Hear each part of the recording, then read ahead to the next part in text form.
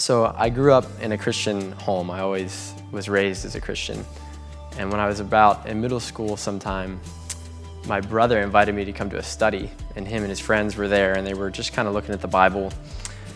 But at that time, I was crazy into video games. I played video games nonstop. Before I started coming to that study, I had been playing previously for a year and a half, and I had made 800th in the world at Call of Duty. So Call of Duty was absolutely my idol. It was, and the first commandment is have no other gods before me. And even though I was raised a Christian, I was definitely worshiping video games. So I get to this study, and the guys there, they quickly see this as an issue. And one of the guys there, he challenges me to a 10-day fast from video games, kind of like the Daniel fast. And after a couple weeks of persuasion, I finally accept. And so the rule was I had to read the Word and sort of try and spend some time in prayer whenever I would typically play video games, which was extremely hard for me, but I did it. And the first day, I wake up and I'm not allowed to play any Modern Warfare, and I'm like, well, I guess I better honor my commitment. So I go and I start reading the Word, and it's extremely boring. It's hard, I don't see how anyone would even be interested. So around day 3, I start catching a little more interest. It's not as boring, and there's actually some cool stuff.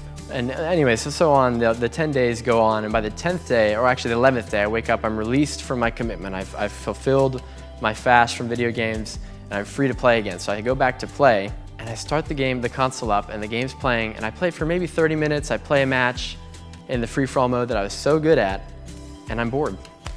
And so I turned it off, and I was like, man, what has happened to me? And I go back to the study, and I'm talking with the guys, and we kind of realized that somewhere in those 10 days, the Holy Spirit just subconsciously, it baptized me and I got saved. That was really when my walk with the Lord started.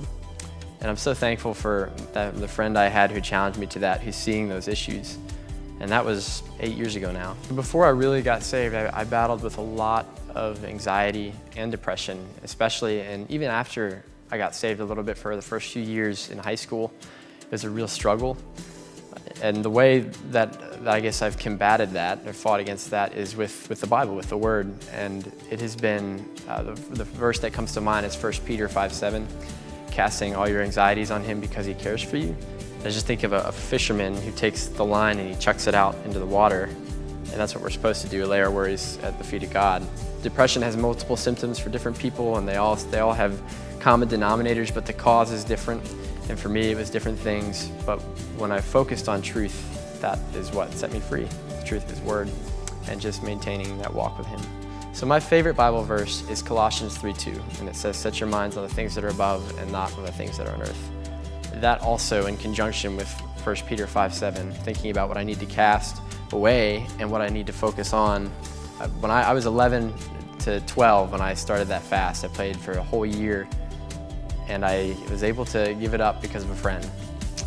And it was the best thing that ever happened to me, because you should never give something up that's an idol without replacing it. And you'll either replace it with another idol, or you replace it with God.